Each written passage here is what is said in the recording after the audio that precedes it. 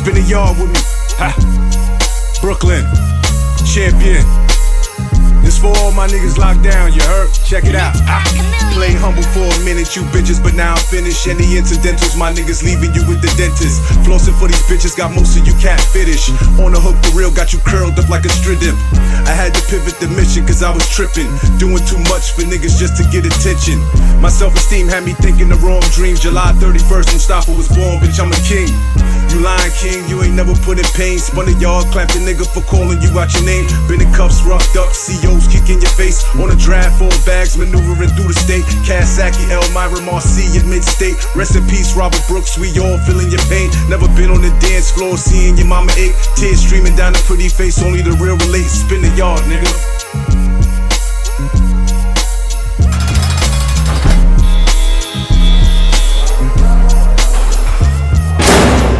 What's good, everybody? It's your boy Champ, aka Champion Style TV, aka Mr. Spin the Yard. I'm back with another dope episode.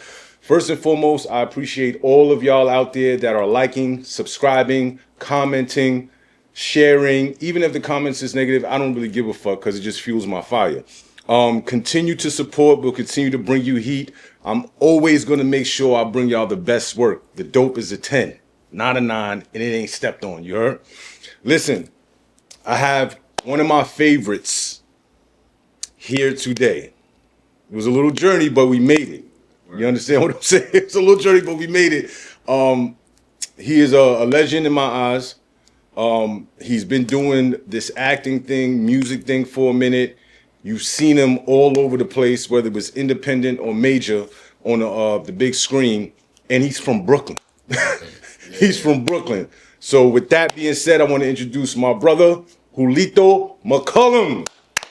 My brother, thank you for having me. Thank you, man. I'm excellent, bro. Thank you. Good. I'm great. Looking good, nigga. You're shining. Thank you, bro. I mean, we here, man.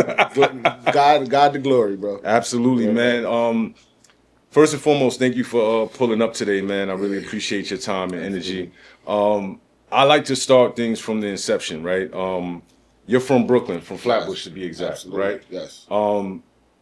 How was it coming up where you came up from? Because I know it was a lot going on. Yeah. Over there at that time, especially on the gang side, drug dealing, robberies, all that crazy shit. How were you able to maneuver through all of that? Oh man, growing up in Flatbush, so I grew up partially in East Flatbush in Glenwood Projects, and then half of my early life was in Parkside and the heart of Flatbush, and it was, you know. The thing is, I grew up with like real OGs, Champ, like real people who like, I was in the streets and not like I didn't sell drugs or anything like that, but just when you born in the streets, you in the streets. Right. So gang affiliated, things like that. But I had real dudes around me that was like, nah, this kid different. He not, like I just was always a different kid, like whether it physically is how I looked or they just knew I had a different spark. Right. So they always was on something like, nah, like, when I was that kid, when you see him in the hood, like, why you out 2 in the morning? Go in the crib, bro. Like, what are you doing? You got school in the morning. What are you doing? Like, I had my big brothers that was there as well who held it down, but like my brothers was really in the streets, so they wasn't around as much. So the hood raised me, you know, like outside of my mom was a hustler, like real Flatbush gangster hustler, like outside of her, but like she wasn't around as much as also. So like the streets really raised me, but like I had real OGs on both sides. You know, I grew up on the blood side of the projects, and then on the other side of the projects was the Crips. But all the OGs fucked with me. You know what I'm saying? Like everybody. And that was at a time when they was beefing. Nah, one side of the projects beefing with the other side of the projects. Like it was real. Eventually, but it was interesting because niggas fucked with each other. Like, you know what I'm saying? But at any given moment, it could snap, and it did many times. But like, I just grew up with real OGs, man, and people who took care of me, who held me down, who was like, nah, you different, so we gonna make sure you taken care of. So I was protected a lot, you know what I'm saying? Like, and also like making sure if I'm growing up in these hoods, I gotta protect myself. But I will say, like, for real, I was protected a lot. Niggas held me down. Like, so you had the bulk of the hood that held you down, you know, the OGs, like you said. Was there ever a time where there was somebody there that was like, yo, take this pack, yo, hold this hammer? Nah, not really, honestly. Like, You know, I dabbled here and there with just being young and dumb. You know, just being young and wanting to be a part. But like, I was always a smarter kid though. Like, don't teach me this shit because I'm gonna go do it. You know what I'm saying? Like, don't teach me Don't scamming. teach me and say don't do it. Yeah, because I'm gonna go do it. So I made sure like a little later on in life when scamming became the thing, like I'm not learning that shit because I'm gonna go. If times come and get hard, I'm gonna go scam. Like right. I'm not. I just always knew like don't get into drugs. Don't even inquire because you never want to have it as the fallback plan. You know what I'm saying? So I feel like I had opportunities to be a part, but I think niggas just respect it. Like. That's not Julito, so we're not doing that with him. You know, and so I never really dabbled like that. But like the violence and street shit, like not super violence, but like getting in the fights, bang out sometimes, like I was a part of those things, but that was straight off of like, that's shit you had to do. What was the wildest thing that ever happened? Just one story. I'm just thinking like, I just remember being in the hood and niggas having shootouts. Like we sitting on the bench and niggas is literally having shootouts right across from each other, and we sitting there just chilling, laughing. Like, that's wild. We sitting like literally, we just sitting there like regular. You see how we parlay like niggas just chilling, and my man and my other man having a shootout from across. I remember in my projects, like shout out to Cass, you know, Casanova. He fucked with the niggas in my hood. I remember Cass coming through and like. Them niggas was causing havoc. Like he fucked with the ABG niggas in my hood, the gorillas and shit. And him coming through and cause like I seen Foots from East New York. Like I remember the Foots came in my hood for like 2-3 weeks and just was causing havoc. Like you know what I'm saying? Like just I just know like I really been. That's why when niggas see me now, they always know like. Son is really from the hood. Like it's not like it's not like it's not just made up shit. Like he really from the hood because I was really a part of these things. But me personally, I ain't really try to get too much into those things. For now, what's your actual nationality? Because your name is like Spanish and black. Yeah, Julito McCullum. That's like a and Julito not even my real name. So in the Spanish culture, they give you nicknames, and that's your name forever. Like, right. But my real name is Uriel.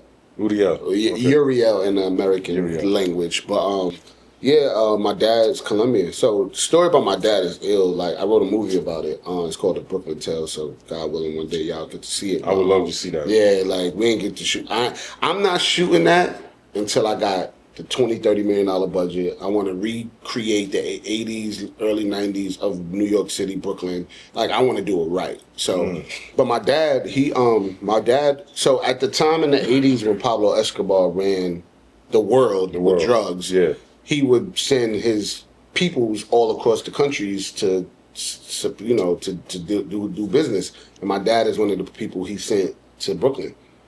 So my pops was only in America for 2 years before he was murdered. But really, he met my mom. Yeah, thank you. He met my mom though. He didn't speak English. She didn't speak Spanish. They met. They fell in love. They within months moved in with each other. Within a year, she was pregnant, and then when I was 2, he got murdered. Like wow. Yeah. Was you the only child? I was my only child. Yeah. Wow. I was my dad's only child. Him and his cousin was the first of his family to come to America. That almost sounds like that was the reason he came here on some God looking down type shit. Like, come on, yo, I came here just to birth this child. You know that's what I'm saying? real, leave bro. his legacy with That's you. real. I never even looked at it like that. That's real. Yeah. That's because that's such a short span of time. Word. You know what I'm saying? He didn't even really get to experience New York and Brooklyn. He didn't get to learn English. Yeah, that's even crazy. You feel me? Like and when I met my family recently for the first time in 2018, and my mom had 8 kids by 8 men, right? So me and my brothers and sisters we favor, but we don't look alike for real. It was the first time I was in a room with like 10, 15 people who look exactly like me. Like, and which is so like mind-boggling because like I said, like me and my brothers and sisters don't favor, but I'm in that room, 80% of the people in the room don't speak English still, to this day, but they live in Corona, Queens. Right. Like, and so it's just, and hearing stories. So my mom is a gangster. She ran all her men. So she and him had a tumultuous relationship. Right. So she don't know a lot about him. So when I'm sitting with his cousin who he came to America with his family who knew him since Colombia and all, they telling me stories. I'm like, oh shit, like, I got to see who he was as a person, as opposed to this figure that my mom can only tell me but so much about, Yeah. But yeah, that story is That's crazy. So wait, now I got so many questions. I'm like, absolutely. So okay, your dad only was here for a short time. Mm-hmm. You heard stories post his death. Unfortunately, it's untimely demise. Right. Can you share like about his passing, like what happened? Yeah, I don't know too much about it. I just know they found it was a drug deal going bad. They found him in the trunk weeks later. Wow. Yeah, Wow. I don't know like Okay. the particulars. No one knows the particulars, right? Like Right, they just right. found him in the trunk, but yeah, he was really getting to it. Like my mom met him at a baby shower in Flatbush in 88, 89. He was getting to it. Like, you know what I'm saying? But he was just, at that time, like, if you was a woman in them streets, like, and you was outside, you knew when a different nigga came around that just... Yeah, because they know everybody. They know everybody. Right. And he just... Big gold chains on. She like, who was him? I want him. Because my mother gonna go to the nigga with the money. You feel me? Right, Like, right. that's just a fact. Like, she gonna get the nigga with the money. Like, Right. because she bad, she run shit too, she gonna get him. And, they had a, probably a combative relationship. My mother, like I said, she run him in, like, she run shit. And he didn't speak English, so the barrier of the language, there's that. And then just, they moved OD quick, so like it just. But I heard great stories about how he was a good dude. You know what I'm saying? Like how he was a hustler. He wanted to find better for his family. And that's why he came to America. He went to Panama first, and then came to America. He tried. He tried. He did the best he could, but he's in that world, and that world ain't fair. So Yeah, it's only two ends to that That's world, it. That's unfortunately. That's Now, it. from the stories you heard from your cousins and other brothers and sisters about your dad, did you see any hints of him in Narcos? Nah, not really. you watch Narcos? I watched it fairly. Funny enough, I don't watch a lot of TV. I don't know what it is. I don't know what it is. Like, I Such a superb actor. Yo, man. thank you, bro. I don't know what it is. It's just TV. I just got my attention span is short, and a lot of TV don't be as good as I guess I want. Because I watch it differently. Like, I'm sure, like, you see certain shit and you like, all right, say if it's about the prison world, which, of course, you more than, but, like, say, you like, nigga, that ain't absolutely. You know what I'm saying? Like, Calling we it ain't out. doing that. Yeah. I had to make sure I say that because Nigga But, like, ain't going in the shower, just going in nigga ass. Like, yeah, exactly. Like, It's gonna be right. a fight. If I'm fucking watching acting, like, it's kind of frustrating to watch TV because, nigga, I be like watching that shit like, that storyline is off. Oh, why they got the fucking... the continuity is incorrect because he ain't had that shirt on like this and like it's just frustrating a bit. So I'll be like, I'm critiquing. So it'd be hard for me to watch certain shit because I'm like, it gotta be mad good for me to watch. Like that's why I haven't watched a lot of these new shows because I'm just like, the difference between, and I'm sure we're gonna get to it, The Wire and like certain shit is The Wire, like it doesn't mind having the story be quote unquote boring to tell the true story. Right? Similarly to where I think was a superb movie is Sinners, right? Yes. The first absolutely. hour and a half of Sinners is them building the story. And there are people who literally be online like, that shit was boring because all they did was go and pick up the people to go to the juke joint. And I'm like, nigga, that's storytelling. You got to tell a story and then you hit. But nowadays, then the climax. Nowadays, people just be like, nah, just every episode I need to see somebody die. Every episode I need to see shoot them up, bang, bang. And I'm like, The Wire didn't mind doing season 2. Because season 2 to some was the white people boring is that, but really it told you don't get to season 4 without season 2 without the true story being told. I agree. And a lot of people just really just quick to just get to the bang bang of it all, and it's like, nah, I want to see the storyline be developed. Yeah, like you know what's crazy? I totally agree with you. So I watch series a lot, right? And I'm sort of a critiquer as well. What connects me to any type of program is if I connect with the character. Yeah. If the character could make me feel a certain way by watching them, I'm in love with the show. So one of my favorite shows is Reacher. Right? I heard of Jack it. Reacher series. Yep. Phenomenal fucking series, bro. I'm telling you, phenomenal. Because every episode you get to learn every single character. Yeah, that's fire. Until you get to that climax where it's like, oh, When they all that's why meet. this happened like that. You know what I'm saying? Then you go back an episode or two. That's the same reason I love Marvel movies. Yeah, Because they all connect. I ain't gonna front. I'm not an action dude, but I've been fucking with them all. Like the last 4 or 5 joints, I'm like, because they connect. And niggas is not connecting anymore. Like, I feel like they just want to appease the audience, what they think the audience needs. And that's why I love, let's say David Simon, he said, he went to Michael B. Jordan after the first season and said, the audience loves you, and that's why we have to kill you. But how real is that? Yeah. Because Stringer Bell didn't want to fucking die in season 3. No. Why the fuck would you? While you at the height of the show, the first 2 seasons, the viewership wasn't as great. We finally season 3, we finally popping. You kill me off? Yeah. Stringer like it's just everybody like nigga. felt that shit. It just and they said, but that's why we got to kill you. Because we have to tell a story. Right. And Wallace, we see Wallace, Michael B. Jordan character all the time in the streets, and they truly don't make it. And it may not be as harsh as it was, but they don't make it because they so loved. Because he got so much love in him, and he making decisions solely off of feelings as opposed to the street code. Right. And that's why. But shows is so afraid to do shit like that now, bro. They not killing niggas. If we think about it, bro. I agree. Franklin Say probably shouldn't have made it past season 3. No, yo, bro. If we really think about that shit, yo, Franklin Say he was supposed to die. He was supposed to die like season 3. Yeah. He's living it. He's selling out the crib, making $1 million a day. Right, nigga.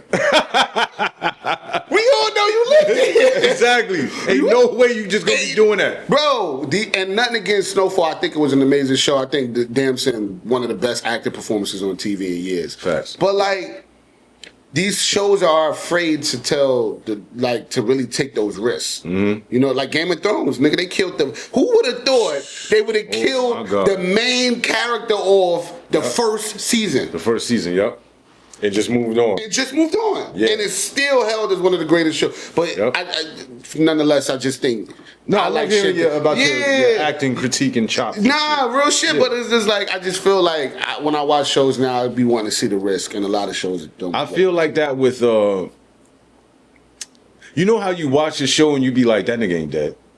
Right? So I seen that with Raising Kanan. Right? When what was it, season... I don't even watch it, and I knew he wasn't dead.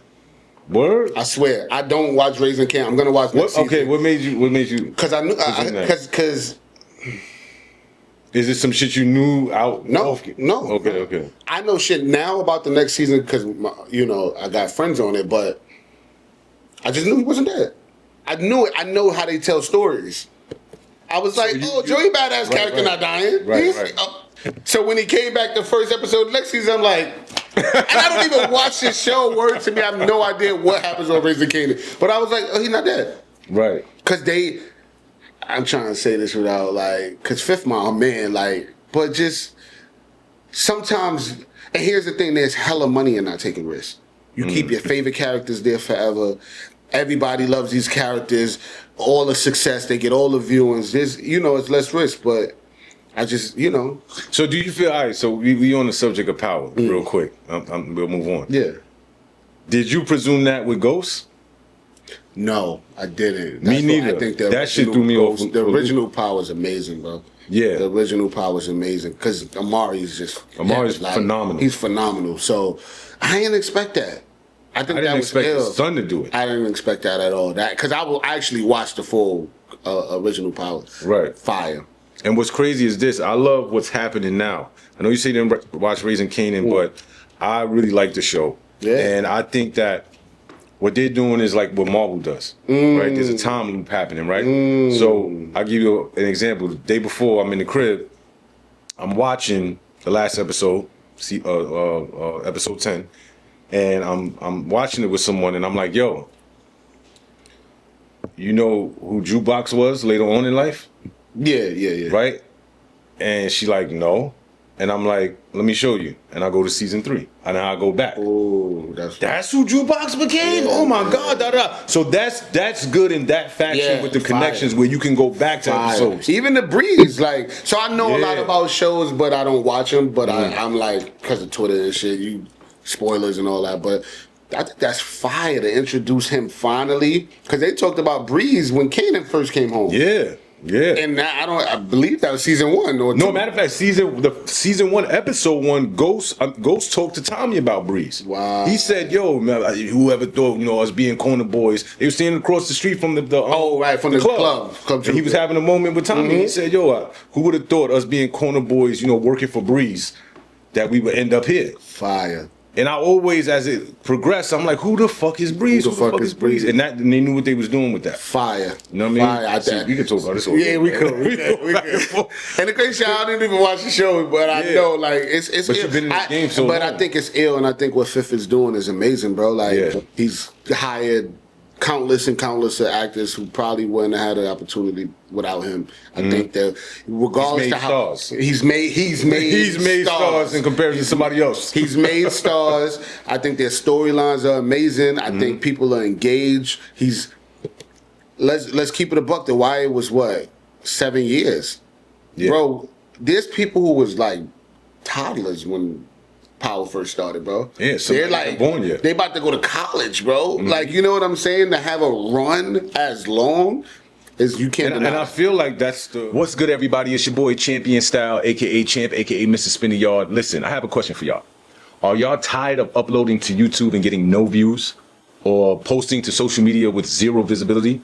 Well, Wham Promotions is the go-to team for music artists, podcasters who want real, measurable growth. From YouTube to Instagram and Spotify, they help you get seen, heard, and paid. I'll say that again. They help you get paid. All right. Are y'all ready to level up your platform?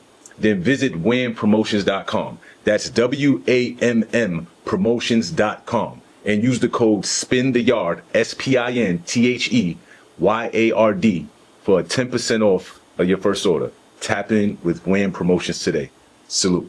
Generationally speaking, Wire was the inception to what Power is now. Absolutely. The whole series, everything. I know the writers, Fifth, all of them sat down and said, yo, this is what we're going to make, but for this time. Yeah, absolutely. You know what I'm saying?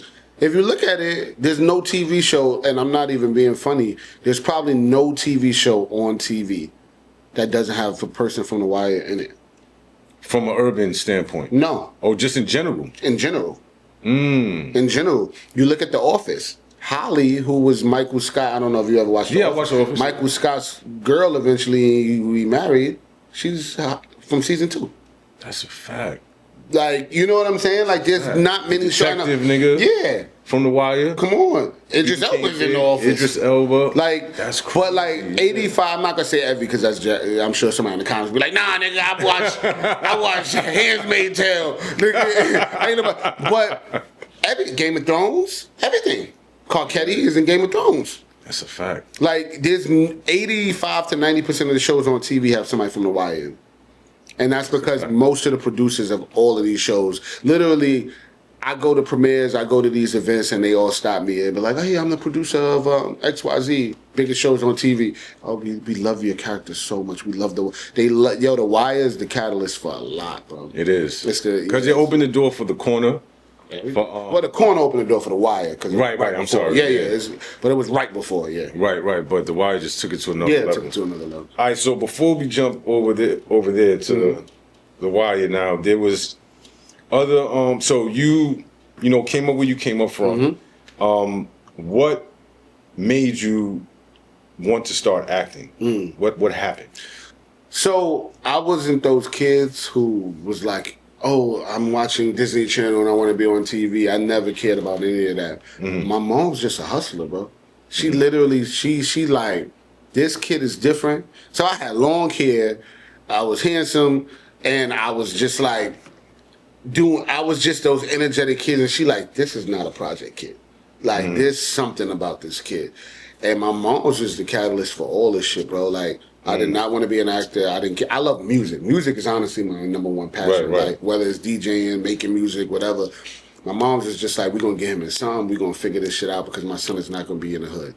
So the way she looked at it first was dancing. Because she knew I danced a lot. Like, I reenact Cisco and like, you know, like, I'll just always, I'll be the kid in the living room. She like, do that dance, you know? And you know what I'm saying? I was that kid. Right. So she was like, I think, if I'm not mistaken, she went to Yellow Pages and found the dance school. And I started dancing. But I was those type of kids I learned very quickly. So I went to the basic class and within weeks was in the intermediate advanced class, which was taught and choreographed by Rhapsody James, who at that time was choreographing for Janet, choreographing for Tweet, Missy, for all, you know what I'm saying? She was her. And I excelled in that mad quick, and I was signed to Block Agency, which was at the time one of the biggest dance agencies, but their New York division. And the thing about it is, their LA division is where all the kids would dance, and where all the kids were signed. New York didn't really have a kid unit like that, because in LA, it's way more, there's less rules to how you can have a kid do work, right? Okay. Like in New York, it got to be, you only could have them work for 3 hours or 4 hours. You can only have this. It's a lot of stipulations. Yeah. In LA, it's just different. So I didn't get a lot of work like that. Like I did dance for like Alicia Keys, a few different people, but my mom in music videos? Or yeah. I did so with Alicia Keys on tour, you know, different things. But it was during that process and during that journey where somebody met me, it was like, yo, your son don't need to be a background dancer. Like, I got an acting agent. What y'all think about acting? Because he needs to be in front of the camera, for real. And he connected us with his agent. I went on one interview with them. The next day, they started sending me on auditions before we even signed the contract or anything. And I never danced again. And I've been acting ever since. Wow. So what was? So I never took an acting class. Still to this day. Like I've sat in classes, but I've never taken an acting class. I never did any of that. Like I literally just had it from jump. Like I was able to read scripts. You know, kids are easier to kind of mold because they have an imagination already. You know what I'm saying? And also, my mom was my first acting coach. Like, we'd sit up 4 a.m. working on a script. If I had an audition, she didn't give a fuck if I had school, nothing. We up till you get this shit right. And which is funny, because she ain't no actress, so how you know what right is? You know what I'm saying? Like, how do you know what, like... But she just knew my mom is a talent. Like, she really had an eye for things, for just Did she greatness. make you watch a lot of stuff? No, bro. It wasn't, bro. When I tell you, it was so quick. Like, it was just everything happened so quick. Like, I went on my interview with the agent on a Monday. By Wednesday, I went out on my first audition. By Friday, I went on maybe my second audition, and that audition was for Honey, the movie Honey. Yeah. And I went on 9 callbacks, and I almost got it until Romeo came in the last moment. And Master so you were supposed to play Romeo's role. Yeah, but Master P had power, and Romeo he was popping at the time, so they ain't gonna choose Romeo over this unknown kid. But at that time, I was dancing already. I was, you know, I guess I was good. So it felt like, damn, even though I didn't get that, but he on to something. Like, did you want to beat up Romeo? Nah, we ended up working with each other eventually on Brotherly Love. And Romeo cool as shit, but and honestly, Romeo, man. And Romeo my dog. But when you watch the movie, shit was trash. So it was like it worked out in his favor. That shit was horrible. But my second real big audition was for Miracle Boys, which I ended up getting. And then Miracle Boys, Spike Lee was essentially the first person to give me an opportunity. So how old were you for Miracle Boys? So here's the thing, a lot of people don't know. We did the pilot first. So the pilot is usually if a show gets picked up the first episode. So you shoot an episode and pitch it, and if they pick it up, that'll be the first episode, and then you continue on. We shot the pilot for Miracle Boys when I was like 11, 12. Okay. And then when it got picked up by Noggin, by the End, which was the adult version of Noggin, which was a Nickelodeon division channel, then we shot the full miniseries, and then that was maybe like 2 years later. Yeah. So with Brotherly Love, you got a call from the agency. No, with Brotherly just audition. This is Brotherly Love. That was Miracle Boys. Miracle Boys. Yes, yeah. Miracle Boys. Yeah. It was just an agent call, same, you know, however they do that, and I went in. How was it working with Spike? It's amazing, man. Spike is just he's an innovative, man. He's an icon. He's a legend. He don't really like white people like that, and he don't really, like real shit. Like he don't really care for white people like that. Yeah. But Spike is ill, man. And why I really love Spike is he, no matter who you are, he rehearses. So you go to 40 Acres in the Mule office, right there, still on the same office, and you rehearse. And that was ill to me because a lot of people don't rehearse anymore. It's like in basketball, like in the NBA, they don't practice like that no more. You just go out and get it done. Spike is like, I don't give a, he says, Denzel, whoever, they come to my office and we rehearse. And I think that really helped me very early on because I didn't have an acting coach. I didn't have these things. I didn't have the what do you call it? The training that you would need to be the lead of a TV show. Right. But when you working with Spike, and now me and the brothers, it was three of us, Sean Nelson, Puchol, he sat with us and was like, all right, he would just give us situations and say, this is the situation, this is what happened, go.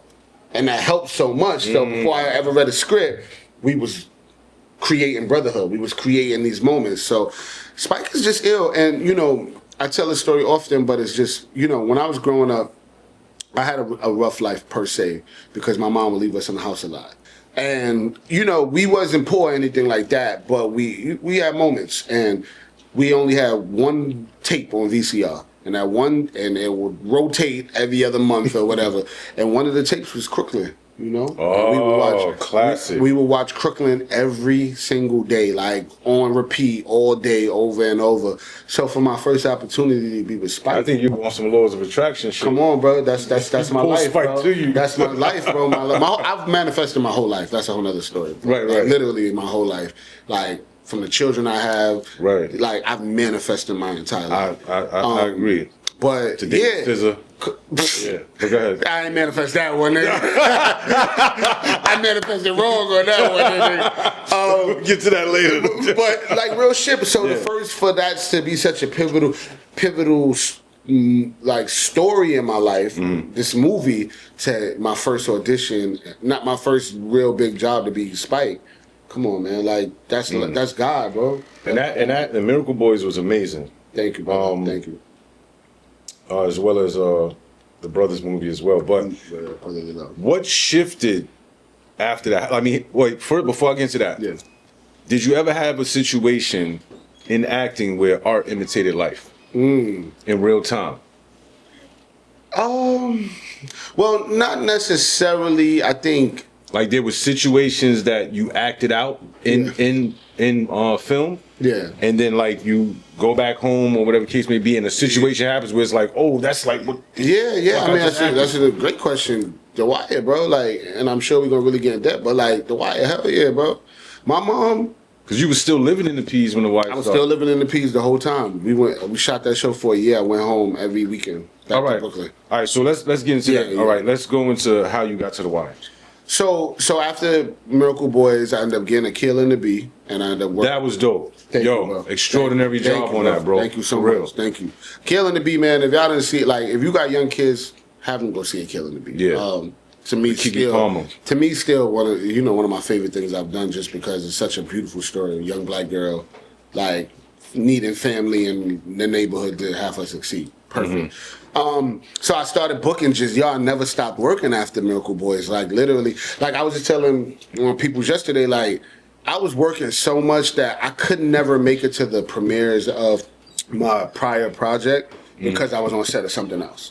Like every time, like I didn't go to the premiere for Miracle Boys, I didn't go to the premiere for Killing. I was on set for something else. So that was never part of your contract that you had to promote the film you was in. They don't give a fuck about that premiere. They like, nigga, you got to be on set for this next. But what I'm saying is, all right. So Spike Lee hires you, or whatever agency hires you to be a part of the series, whatever, and part of your contractual obligation is to be there to promote. And at the premiere, not the premiere, promoting, but not the premiere. So doing premiere is like a second, the premiere is like a second thing. But the projects would be so big, it would probably like the projects just kept upping. So the projects would oversee. Like you're not telling me I need to go to the premiere for a Kill in the B because HBO's not taking that, nigga. This is HBO. Like Yeah, that's Lionsgate, but like, nigga, this our main character, you not going to no premiere if you got to be in Baltimore, you know? Right. I get what you're saying because I think it's the same thing with Samuel L. Jackson. Yeah. Like he knocks out, I think they said 3-4 movies a year. Crazy. Bro. So he's not going to. He's not going to the premieres. He don't gonna be in none of that. Right, shit. right. But go ahead. No, you good. So yeah, just everything just started happening so quick, and The Wire came about. I'm gonna tell you a quick story. Like, so I went to the audition for something else prior. Something I don't remember what it was. And they had a survey for some reason, which was weird because they don't usually have that at auditions. But it was like fill out certain just facts about you. And they asked me one question was, "What's your favorite TV show?"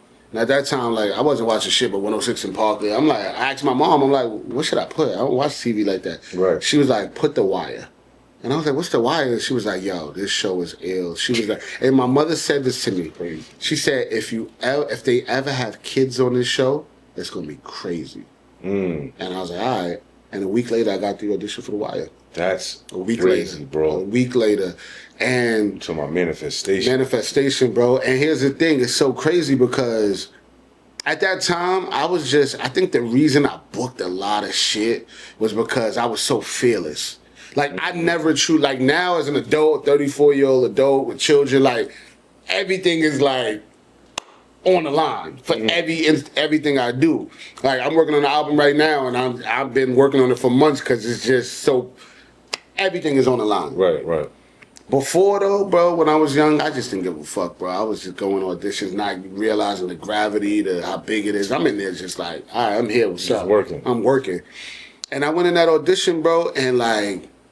I just was like... You auditioned for that part? I auditioned for Namond. I'm the only one out of the 4 boys who... Like, the other 3 boys, they auditioned for other characters and stuff. But I was the only person they seen out of the group for Namond. I don't even know if there was another option for Namond. So once they saw me, they was like, that's him. But it was one of those deep auditions, bro, because it's like...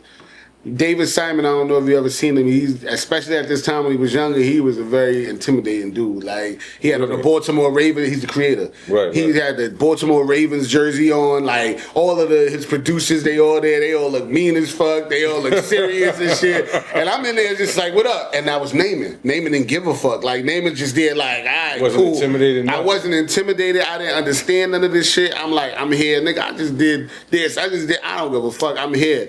And man, it was just a blessing, bro. Like I only went on maybe like 2 auditions, bro.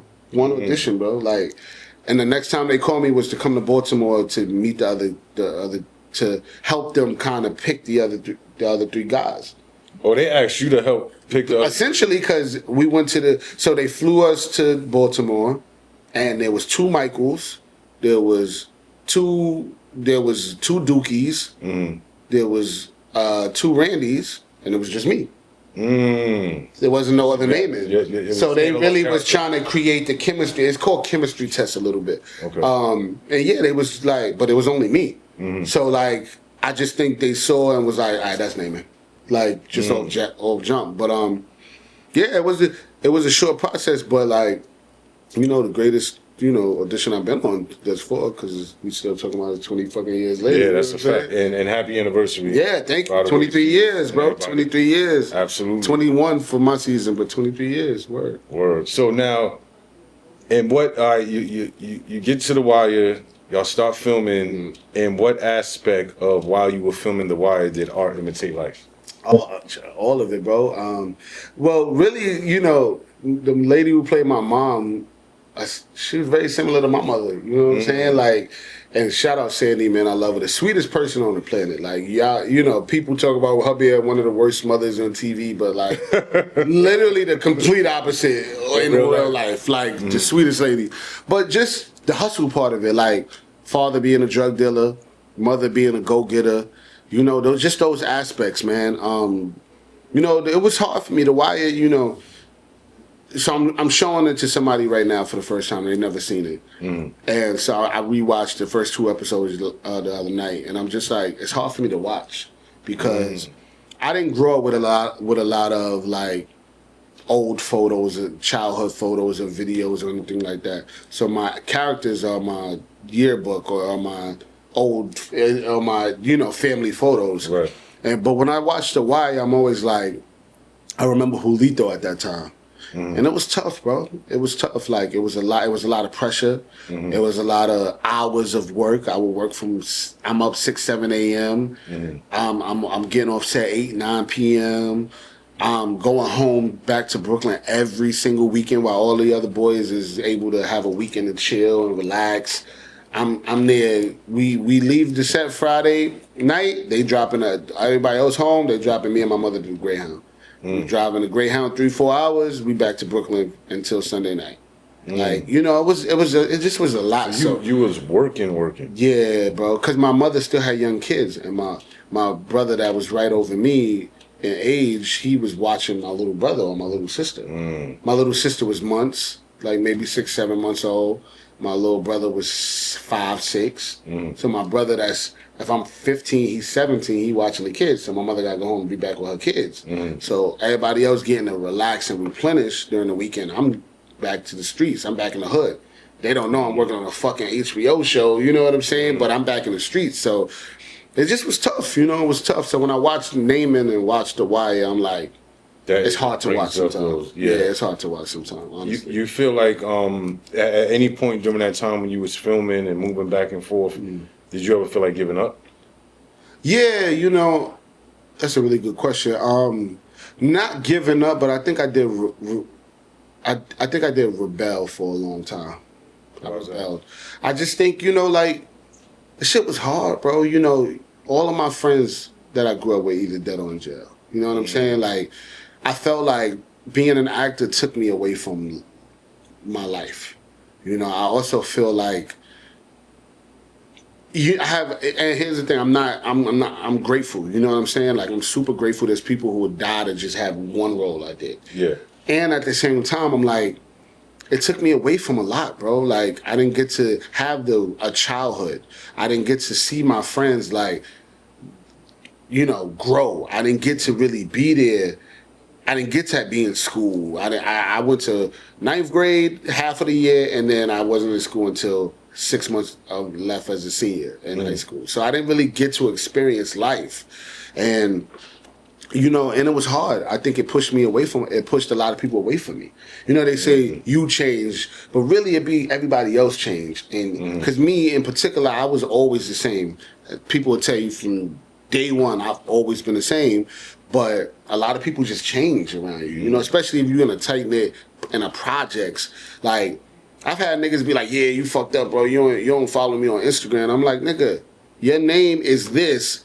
Your name is Jason, but your Instagram is Get Money 38. Nigga, I don't know that's you, nigga. Like, I don't know Mad people that's a picture with you covering your face. I don't know that's you. But then they'll feel a way about shit. So, like, it's little shit like that just pushed me. And most importantly, though, it pushed me away from me and my moms. Like, we spent a lot of time together. Like, even before that, we on set of Miracle Boys, we set it, we just was together. It was just her and I all the time.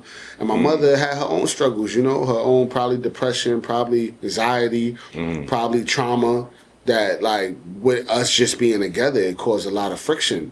So I'm extremely grateful for everything I've done. And at the same time, I'm like, you feel like maybe you things have would like have been a little bit different if I didn't do this. Right. I understand where you're coming from, and it's almost like that this was the role meant for you, right? Because of how naturally everything just fell into place.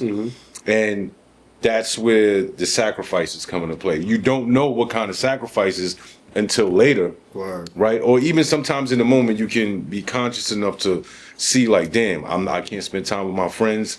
Some of my friends is dead. Some of them getting locked up, some in the hospital. Some of my friends are still there and they're healthy, but I can't spend time with them. Them on their side are looking at you like, yo, this nigga don't fuck with niggas. Then they start coming up with these narratives about you when it's like, yo, bro, I'm going through my own shit too. You think I'll miss y'all too? Yeah. So I get it, because I feel like it's in relation to what we're speaking about, right? Like, I did a lot of time in prison, right? But you were in a self-imposed prison being an actor. Yeah. Right? Yeah. That was your prison, right? Yeah. So what happens is we're away from the ones that we love, right? In this faction, not in a physical sense, right? Absolutely. I'm just speaking metaphorically. So now in a physical sense, we're away, right? And what happens is you make it, right? You get big, you make it. I had a parole officer DM me telling me how proud of me she was, right? Mm. Oh, I used to see you come to parole all the time. You're running laps around these guys that came home and still can't figure this shit out, right? And then I think to myself, I start feeling guilty. Survivor's remorse, right? Survivor's remorse, and it's sort of the same thing, bro. It's like, yo, we come up in these neighborhoods and these environments that's a prison in themselves, right? We find a way through our guardians or whomever to get up out of it. And then when we start moving out of it, because everybody else who are friends and family of ours aren't on that trajectory or following that path, we get the shit end of the stick of it. So now you're feeling this pain from two different directions, self-imposed, and then externally from the others. That's real. You know what I'm saying? So I totally understand what you're saying. Somebody said something to me once about the survivor's remorse bill that really moved me. They said, the thing about survivor's remorse is, I know the people where I'm at. I don't know the people up there. Because there's so many people in my life that are here. When I succeed, I don't know them niggas. Right. I'm not comfortable with them. I'm not related to them. So that is where the survivor's remorse kind of hits, especially like, and I connected to that because I'm like, one thing about me, like, that's why I never been on drugs. I never went to the wear parties. I never did any of these things because I was always still grounded and level-headed. Like, I never did none of that extra shit because when I left, I went back to the hood. I went back to people I felt comfortable with. I went back to my peoples. But when I would always be at these events and all of this, my mom used to always have to tell me, go network, go do this. And I always be like, no, I'm good. I'd be like, I'm good. Like, if the connections aren't genuine, I'm not doing it. Because I always felt like I'm not forcing my people to fuck with me. And maybe that's why I'm not the biggest nigga names in the world. But like, God, I'm on Godspeed all the time. And I'm not going to force a connection. I'm not going to force anything. I'm not going to force networking. And maybe, people like, nigga, you got to network to be in this industry. And I understand that. But for me, especially when I was younger, I was just always on like, them niggas is weird, bro. Like, I'm not dealing with them niggas. These niggas is weird. These niggas is interesting. Like, I didn't really mesh with it. I'm sure it saved me from a lot, but also at the same time, You feel like those weird parties are like a rite of passage in Hollywood? I mean, I don't know. Because I live just from your opinion. No, absolutely. I think it does requires something from you to get to a certain level in life. I don't know what it is. I don't know if it's demonic. I don't know what it is. But here's the thing. This is how I look at it, right? Most of the producers in Hollywood, whether they produce music, whether they produce and I mean the real producers, not the JDs or the like, most of the people who really run the game and run the industries in the world, they are a certain way. And they like being around people that are a certain way. And when you're not that way, they just don't feel comfortable. And everything is about relationships in Hollywood. Most of the gigs I got in my later half of my life has been solely based on relationships. If they're not people that you can hang out with or be like they feel comfortable with, they can be themselves with, regardless of what it is, you're not gonna have those same opportunities. That makes sense. Because you're not in a world. Like, they want people in their world, regardless of what that world is. They want people in their world. Because if you look at it, talent ain't it no more. Talent is like 30% of the game, bro. Yeah, it's about who you know. It's who you know. It's all the other shit. It's all the other shit. Maybe a look, maybe a physical type. Like, right now in my life, I feel like I'm in a weird stage. Like, even though I have 3 kids, I got a 16-year-old daughter about to go to college. Wow. I still I don't look like the father and I don't look like the son. Yeah, you do. You know what I'm saying? I don't look like I have, everybody's always surprised when I say I got a 16-year-old daughter. So I don't look like the father and I'm a little too old to be the son. So I'm in that gray area where it's not that many options per se. But all that shit matters in this industry. Looks, who you know, if I book him, when we go to cons, we could bring to the parties with us. Cons in Paris. Yeah. Who we could bring to the parties with us? Julito probably not gonna want to go. He's probably not down. He's probably, this is not his vibe. I'll choose this dude. He's not as good, but maybe he's more closer to my world. Wow. Shit like that matters. So when I think of these secret meetings and all that, it's like, yeah, of course they're the fucking niggas that's wildin'. Then there's the niggas that's just like, if I go to this spot, I want to be able to bring him with me. Right. And Julito probably won't go. Or the Julito types probably won't go.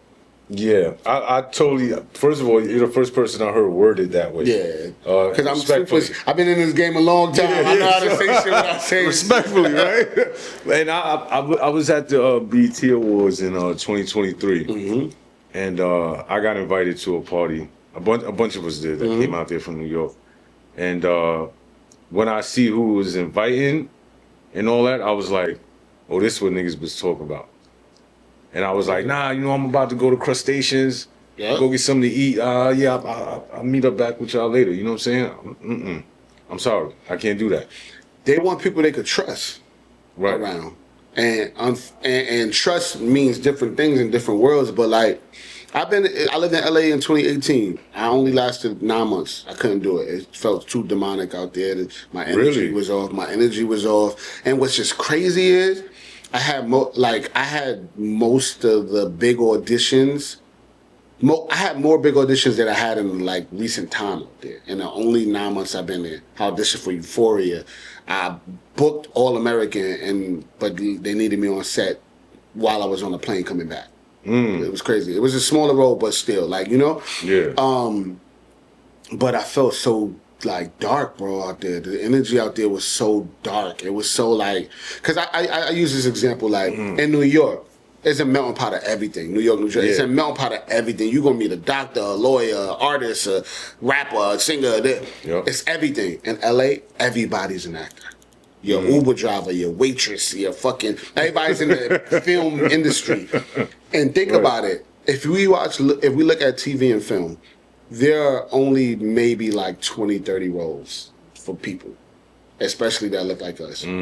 So there's thousands and thousands of people auditioning and fighting for the same 20, 30 roles. And people are willing to do whatever it takes. And people are willing to do whatever it takes. 90%, 95% of the state is not, of the city is not working. So that causes depression. You're doing jobs you hate. You're doing shit you don't like. You're doing things you don't want to do to get to it. It's just, to me, it felt dark. And it was the most depressed I had ever been in my life. It was the first time I was out of New York. First time I was so far away from it's different when like, my night is starting and it's like 11 p.m. for y'all. Like, it's just a different mindset. Being on a different time zone. On a different time zone, 3 hours behind. So it was all of these factors playing a part, but it just felt dark. And I think for me, honestly, the industry has felt dark. You know what I'm saying? And I think maybe, so on top of the trauma around being my mom, the trauma around all of this, the industry always just felt dark to me a little bit. And I think early on, that's why I rebelled. Like, to full circle this moment, like, I think that's why I rebelled and why I was just like, whatever, like, cool, I'm gonna cut my hair, fuck it. I gained a few pounds, fuck it. Like, I didn't, like, you know what I'm saying? I just didn't care about certain things because I was like, it's not my world, you know? That makes sense. All right, so one of the polarizing figures that was on The Wire, who died not too long ago, rest in peace, Michael K. Williams, who played Omar on The Wire.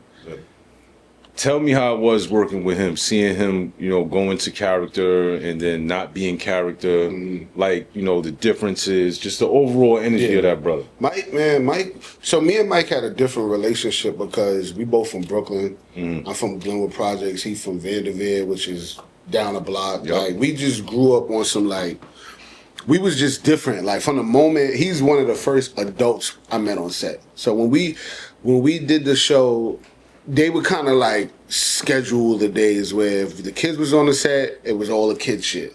And then the other characters would come and do other shit.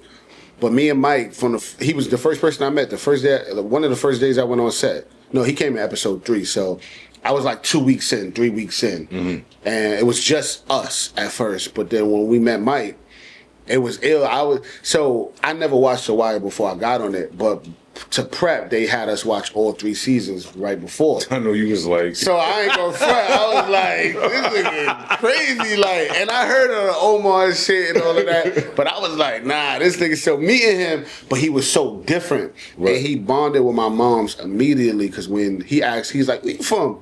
I said, I'm from Brooklyn. He like, where at? He like, Glenwood Projects. He like, get the fuck out of here. I'm from Vinny. So him and my moms ended up knowing the same people, growing up around the same people. So we always was like this. And Mike was just ill, man. Mike, he just was a real nigga. Like Mike could just be he'd be walking down the block, like over here. Like, you know what I'm saying? That's just how he was. He didn't really look at himself as no celebrity. Me and Mike spent a lot of time together because I'm a big Knicks fan.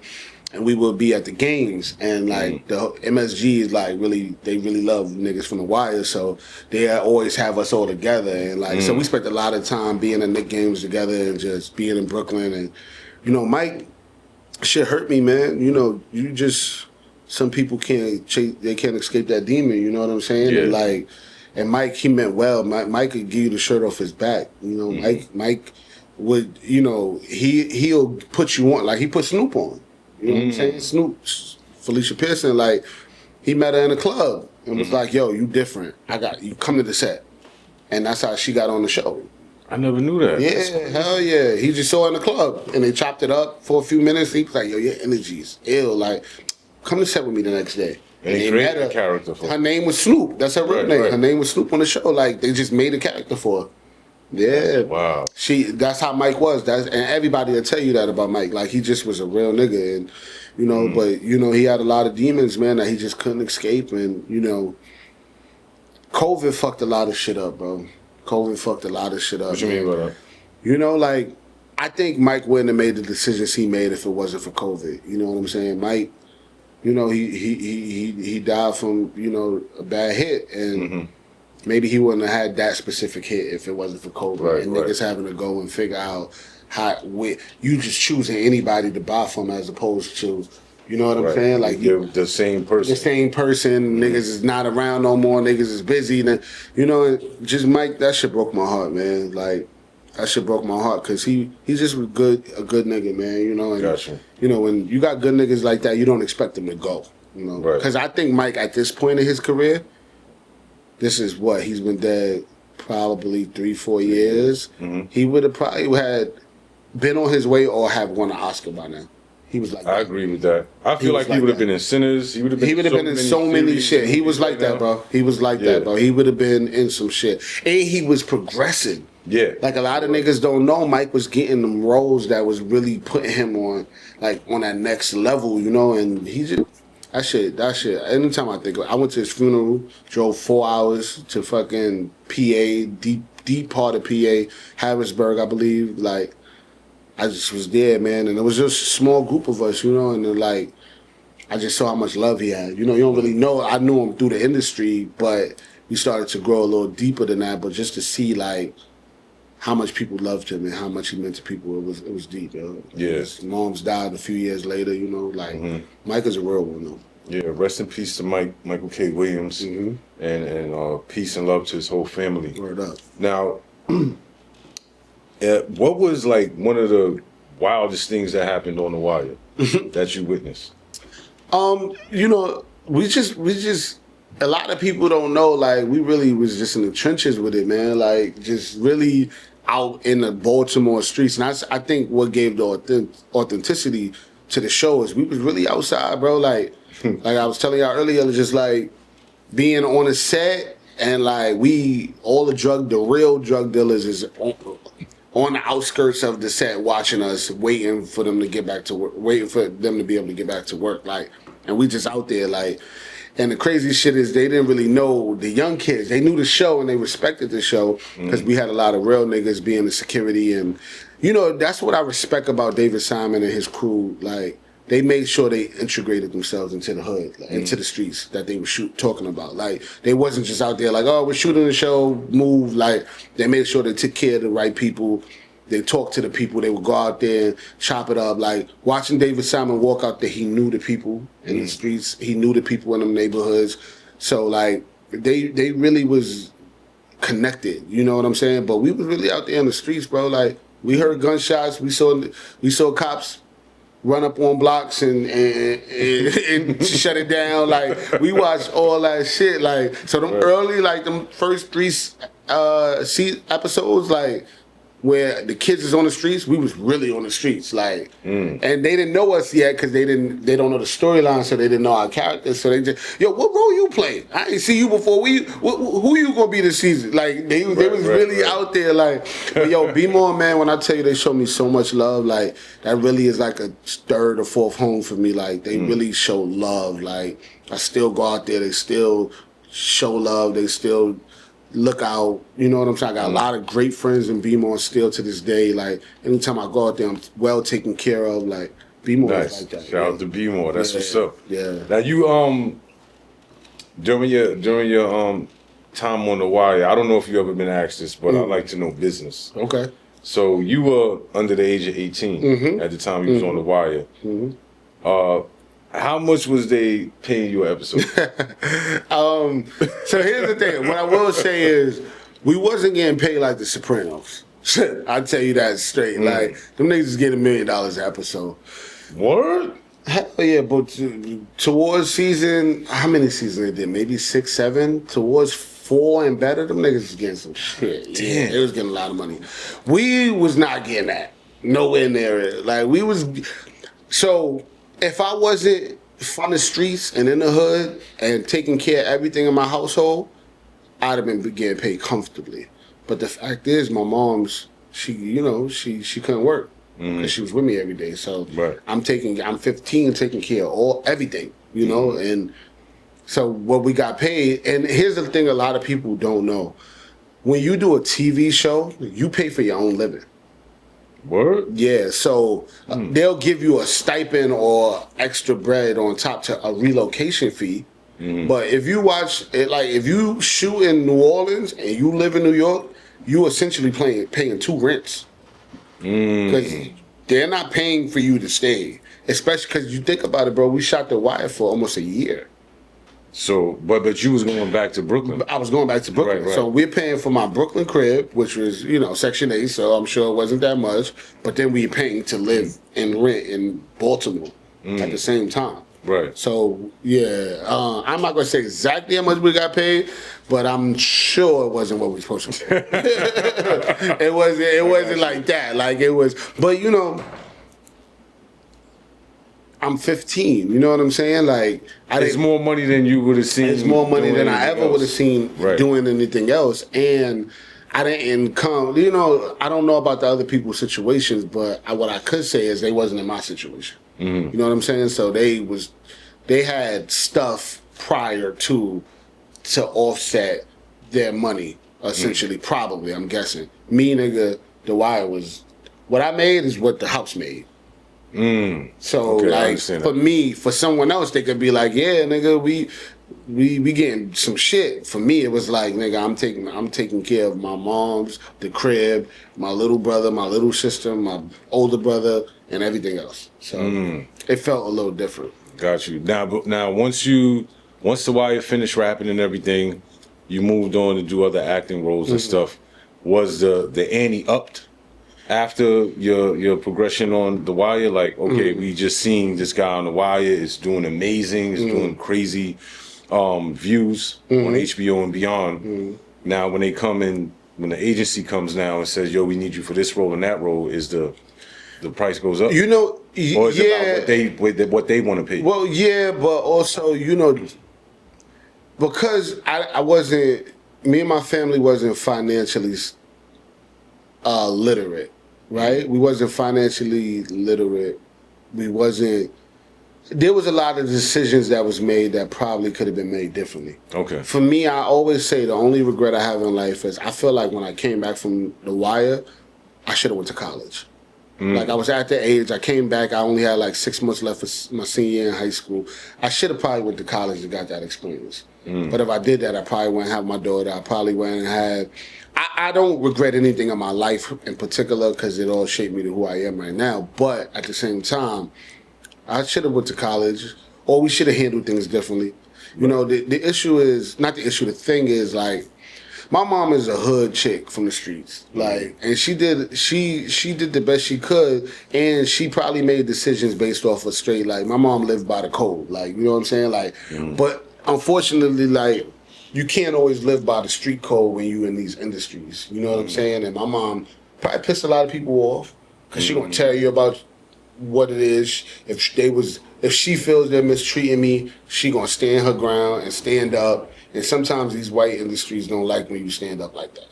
You know what I'm saying? And she didn't really know how to stand up in a way that was probably the most professional. She diplomatic, man. Or diplomatic. She gonna stand up on some, like, stop fucking playing with me. Like, you know what I'm saying? And if you say the shit, like, if you speak in that way to these niggas, they gonna be on some shit like, alright. He ain't coming back here again. Yeah, right? So if you watch my character on, I don't know how, so with The Wire, which was ill, is that they kind of wrote it as they went. I'm sure they had like a theme and where they wanted to go and how they wanted the story to be told. And at the same time, it went by, like, the first episode. So the very first day I walked on the set, they asked me to cut my hair. While I was walking to the set to shoot that very first scene where Bodie, you meet my character and Bodie, you know what he talking to me. David Simon pulled me to the side. He's like, "What you think about cutting your hair?" And I was like, "Hell no." And he was like, "All right." And they made Bodie say, hey, and cut that ponytail off. The cops can spatula him out of the way. He told him to say that seconds before we started shooting. Crazy. Because I wouldn't cut my hair. So, and then the next episode when I would visit Weebay, he'd tell me, "Yo, what you doing about that hair?" You know, so, like, everything was written kind of in time. And I say that to say, I don't know. I think the show went perfectly how it was supposed to. Like, it wouldn't have made sense if my character was still on. I made it out.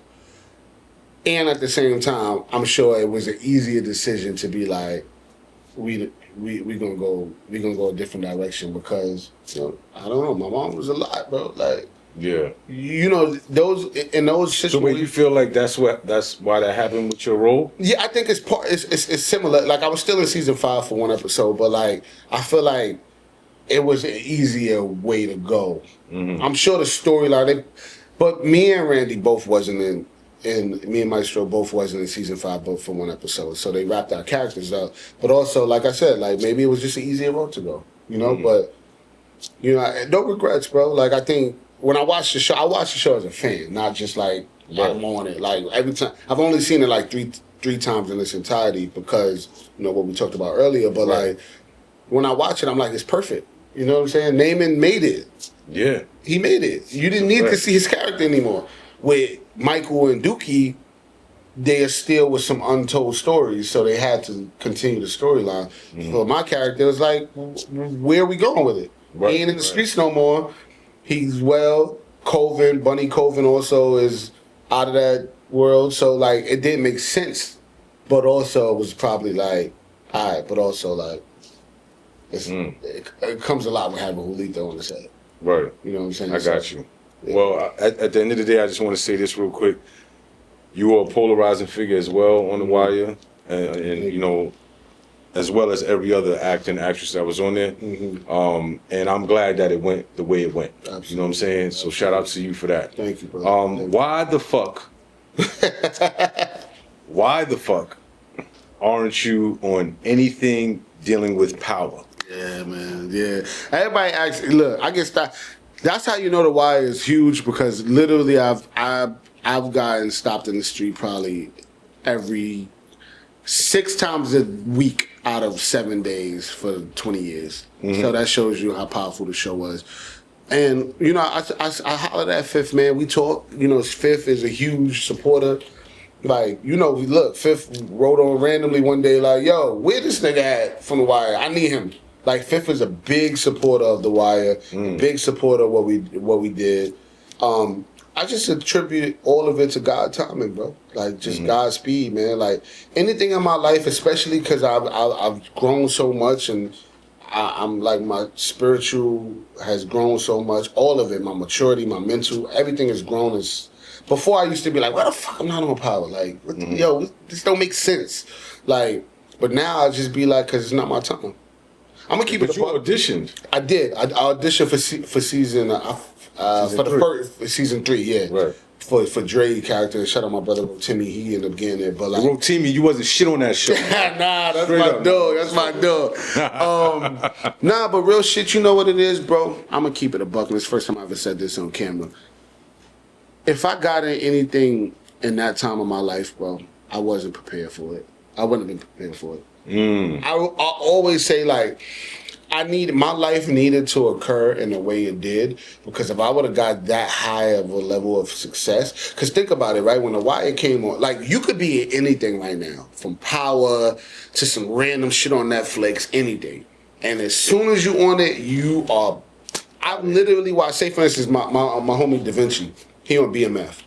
I watch his followers from the very first episode of BMF go from like he probably had like 8,000 followers. And I was literally watching while the first episode was premiering, his shit go 100,000 followers up.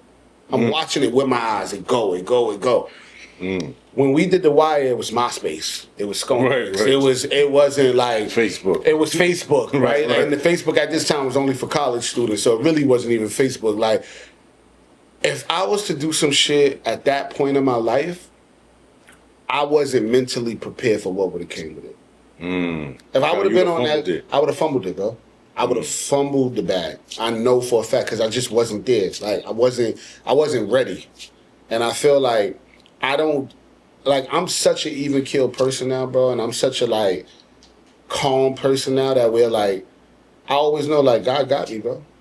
God got me. Like what's mine's is mine, and it was written before I was born, and.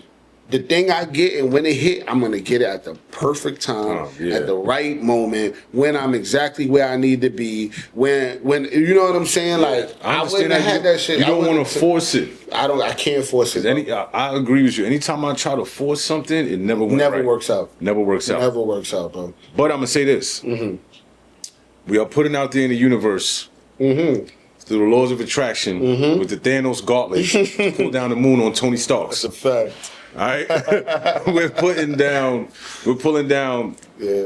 my brother Julito to be in Power Origins. Oh, let's talk about okay? it. Let's talk about he can play the plug to Tommy and Ghost. He can play one of the childhood friends that was a part of the team, whatever. We're putting that out there, man. We need this brother on Power. When the time is right, when God allows it. And then honestly, I'm going to keep it a buck, and I received that because the time is right now. Like because of where you're at. Where I'm at, bro. And I'm not even gonna hold you. It's also the first time I'm saying this on camera. Like, I just got baptized a month ago, bro. Oh, word? Yeah, bro. On some real shit. You know what I'm saying? For real. Like, my relationship with God has strengthened in a way that I've never experienced before. My mental is so strong and so focused. Like, no matter what I'm going through right now, I know like it's all these years of all of this stuff has set me up to where I'm at, and I know it's about to come. So now, now, I'm gonna be prepared and I'm gonna be ready for it, and I'm not gonna blow the bag. Cause I blew a few bags. Don't get it twisted. I made mistakes, bro, and partially it was because of my environment and how I grew up, and also it was because I made dumb decisions, bro. Just like you talking about like in the acting, bro? Yeah, but also just and not even me in particular. I didn't make smart decisions per se, and I can't even I can't pinpoint anything in particular. But like, I just know that like I blew bags. I got regardless of what it was, I blew bags. But you ready now? But I'm ready now. So like when it comes, even with me losing weight now, I've been losing weight. Before, like you definitely digs. When I see you last summer, you were bigger than this. Yo, there was points where like, cause it's crazy. I don't even eat like that. Like I don't work out as much as I need to, but I also like I'm not glutton. Like so it was like when I wasn't losing weight, I'm like, what the fuck? And I just really had to say, and God was just like, nah, I need everything to be right. I need your mental to be right. Cause I know a lot of it was I was just bigger than I should have been. You know what I'm saying? Like regardless of what we say in the industry, looks matter. Like size matter. These things matter. Yeah. But like when I wasn't losing weight and I'm working out and I'm eating better, and I'm like, what the fuck is happening? Like, but then when I like now where I'm at, I know like something's about to come. So my life has been preparing me for it. Got you. Yeah. Now so I wanted Got you, and I'm looking forward to it. Yeah, like I'm dead ass looking forward to it for you. I just gotta stop the liquor, but ain't nothing wrong with casual. I don't think there's nothing wrong with casual. God believes in spirits and the spirits. So yes, exactly. And Jesus drank wine. Jesus drank wine. Okay, so, they got lit at the table with the 12 disciples. They was drunk as fuck. That's a fact.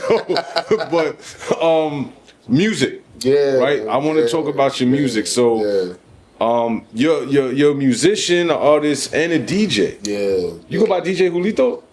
I always just tell them put music by Lito or music by Lito. Yeah, I don't got a DJ name for real. I just rocking. All right. So when you do, because I seen you DJ at a few events. Yeah. Right. Yeah. And so when you on the mic, you be like, Julito, you got like a tag. I gotta work on a tag. If anybody got a tag, if not, you gonna work with that with Chameleon? Yeah. Like Chameleon is dope for a fact. But like, bro, music is my everything, though, bro. And that's the thing, like, where I was like, music is always my everything. I was doing music way before I was an actor. Like, I went in the studio before I went on the set. So like, music for me is my everything. It really is, something that I really hold dear to my heart. Acting as well, but I had to learn how to become an actor. Music was always in my heart. So, working on this new album right now, 33 Winters. 33 Winters, and that's. Let me guess. 33 Winters is not only because of your birthday, you were born in the winter, and you're 34 now. So. Come on, you do this shit, brother. Yeah, the math is math. Come on, you do this shit, brother. Math is math. Yeah, bro. And honestly, so my first project was an abbreviation of my rap name, Lito, which was Legendary is the Option. Nice. Right? So that was that. But when I did that project, I really felt like I was just trying to make good records. I'm trying to make records that stick. I'm trying to like, some of it was a little bit forced. Some of it was just like, it was the first time I was able to work with producers. Because I started music when, like, if you didn't have a producer, you couldn't find your sound. Like, if you went to go, like, if you wasn't, like, really working with a producer, you wasn't finding your sound. But now, like, I actually know what I want to talk about. I actually know. And honestly, 33 Winters is, like, the most personal thing I've ever done in my life. Like, for my whole life, I played characters that wasn't me. They probably had similarities, but it wasn't me. With 33 Winters, it's like I'm just, like, writing. I wrote in my journal and then I recorded it. Right. So I'm talking about stuff that I've never said out loud. Right. And it's a big difference from acting, right? Because you're playing a character, but you're not able to really be yourself in a character. Bro, and when I tell you, bro, there's sessions I had where I just couldn't even get out the words because I was bawling, crying. There's sessions I had therapy too. Yeah, it's therapy, bro. And that's what acting is for me as well. But like this music I'm making now, it's therapy, bro. It's like, it's really like some heartfelt shit. And I don't, honestly, when I did the first project, like I wanted people to hear it for real. Like I was like, just hear me do music, like hear my music. Cause I did like little mixtapes and shit before, but it wasn't like, whatever. With the first album, like I want niggas to hear the music. With this album, I don't care who hears. I'm not gonna hold you. Just me putting it out. And if 50 niggas hear it, cool. What producers have you worked with? So with this, so far I've only worked with my boy Roy, man, out of Brooklyn. Dope ass engineer, dope ass producer. He's done the whole project so far. Did he do the beat for that song you got with Ram? Nah. Another producer did that joint, but with this, he's. I've never worked with him before, but I knew him for years. But he's done the whole project thus far. Dope. Yeah. So shout out Roy Dash, man. Yeah, shout out Roy.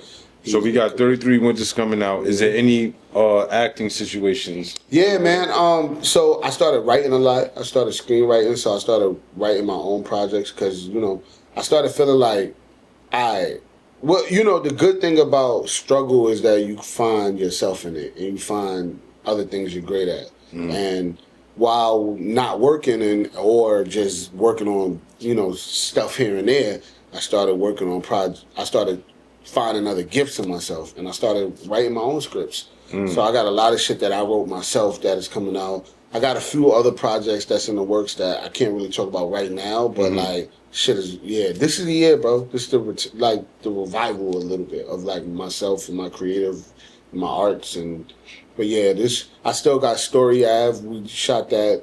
It came out not too long ago. That's amazing. Shout out to Aristotle, my brother. Did amazingly well. I believe it's still on Stars. I did a few projects with some independent art creators and filmmakers that really do some great work out here on the indie side. That's really going well. Just grinding, bro, and also I took some time to really center myself, like we talked about. Center myself, get right with my own self, get right with my mentals, and yeah. So this shit. Now I'm back though. Now I'm back, and I'm about to. So I also fired my whole agency, my whole management team. Everybody was going, yeah. And now I'm about to. I'm in a meeting right now with a new agency, black owned, a woman that I knew from when I first started acting. Just I wanted to be with people that cared about me. I feel like also because you recentered yourself and basically reinvented yourself in a sense. You also have to reinvent your environment. Hell yeah, bro. Hell yeah. And the thing is, like, shout out my agents and managers from before, but, like, they was with me from 13. You know what I'm saying? They never, I don't know if they fully grew with me as an adult. And, and there was, trauma in between there because my mother was running my career for a while early on. And, again, she did the best she could, but she was who she was, and I think it was a strain a lot on our relationships with my managers and agents. But now I wanted to be with somebody who like cared about me, who, I like boutique agencies because they like I've been with all the big powerhouses of agents, and they like, yeah, it's cool, but nigga, we got Tom Cruise on our roster too, so you're a small fish and it's a big sea, like. I want to be with somebody who is on the come up, who's trying to figure it out as well, and they care about me and they want to make sure I work. So getting with people like that now, it matters a bit more. You know what I'm saying? So yes, shit is about to pop, man. Shit is, and even if it don't pop, here's the thing, right? Like I also have done more than most people on the planet. You know what I'm saying? And not on no cocky from a young age. Not on no cocky shit. Just like there are people I know, actors who I started with, who never got a lead role on anything. And they started, and they either started with me or they was acting before me. Who? And just certain people, but just certain people, real shit. But think about it, like, there's niggas who this was their dream as children. Right. And they're 20, 30, 40 still trying to make it. Right. To say I'm on something they call the greatest TV show of all time, that's you only get forever one. Gonna live for you. You only even get after one of you those. pass away. So there's only one greatest, or 3 to 4 great. You right? Like they talk about The Wire, The Sopranos, Breaking Bad, and then you throw a few of the sitcoms in. That's what they call the greatest of all time. Right. The fact that I could say I was on something that's the greatest of all time, I never got to work again, and I'll be okay. That's real. I know that that's not God planned for me. Right. So I know there's way more in store. I don't even know if I hit my fucking you definitely hit your pinnacle. My pinnacle or my prime yet. But if I'm also super grateful to be like, if I never worked again, I'll be all right. Got you. So I want to say this to you to wrap this thing up, right? So first of all, I want you to understand the power of you in reference to what you told me about your father, right? Your father coming here, only being in this country for 2 years, birthing you and you taking off. That was for a reason, right? You being able to hone in on the skill of acting without any coaching, that was meant for you. Everything that you have done has followed greatness, and it will continue to follow greatness. Absolutely. Right? You are an example to all the young black boys and grown men as well, as to how you can overcome whatever environment and situation that you're in. I want to say blessings, and I give my flowers to you, man. I ain't got none. Give my flowers to you for everything you brought to this culture. Thank you so okay, much. my brother, we really appreciate you, brother. Thank you. That means a lot, and for you as well. Like, before we became friends, I watched you. You know what I'm saying? Like I watch your endeavors prior to, and I always was like, yo, homie, he different, bro. He different. Something is like I always real shit. I mean this, bro. Like I always like you different, and now to see that you moving, and like, of course you're not even close to your pinnacle as well, but like, that's why when you hit me, anytime you hit me, like I always respond, like, and when I didn't respond, I was really going through a few things, like know, my homie grandmother, I just watched her die in my face personally, so the other day, so like But yo, anything you need from me, you got it. I think what you're doing is amazing, bro. Thank you. You're amazing interviewer, you know what I'm saying? So this is only the beginning, and I'll show you, you got a billion other things happening, so I'm sure all of it's gonna be successful. But like, thank you, man. Keep doing what you're doing, my dude. Like anything you need from me, you got it, bro. And I like, appreciate that. For you to come from, I listened to your story. You know, for you to come from where you came from, and all the trials and tribulations you've been through, and that you still out here, and you doing well, you married, you taking care of yourself, taking care of your family, man. That shit is inspiring to me as well. Thank you, man. Like I told you that. what my situation is going to be in a few years, probably. So right, you know what I'm saying? Yeah, To get that advice and that support, you know what I'm saying? Absolutely. Like, it really means a lot. So like, you know, whatever you need from me, you got it, my brother. And thank you for having me, bro. No doubt. Now let everybody know where they can follow you. Everywhere is I am Julito for the most part. Twitter, Instagram. I ain't got a site, but everything is on those sites. Twitter, Instagram. I am Julito. Check it out. Watch all my old shit. Run that shit up. I believe The Inevitable Defeat of Mr. MP is on Amazon. Brotherly Love is on Netflix, Wire, HBO Max. All my other shit is on all those streaming sites. Check it out. Run a Killer and Be Up is on, I think, Stars, all of them sites. Just run this shit up, man. But this year, the 33 Winters, the album, make sure y'all listen to that when it drops. And if you don't, it's all good. But like, it's a heartfelt project. It's going.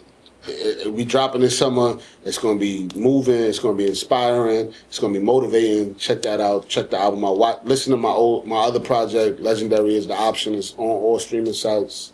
Just run it all up. But like this year we back. So check it out. Facts. By the way, he dated SZA for a long time, but that's part 2. That's part 2. We out. My brother. This nigga's crazy.